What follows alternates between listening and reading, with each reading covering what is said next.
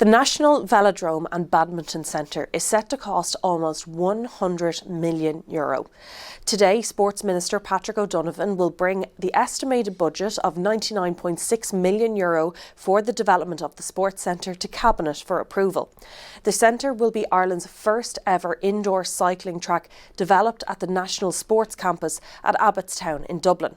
It will contain a 250-metre cycling track and up to 12 badminton courts within the area at the centre of the cycling track, as well as spectator seating. Mr O'Donovan will also inform Cabinet and seek approval for Walls Construction to be the main contractor of the Velodrome and Badminton Centre.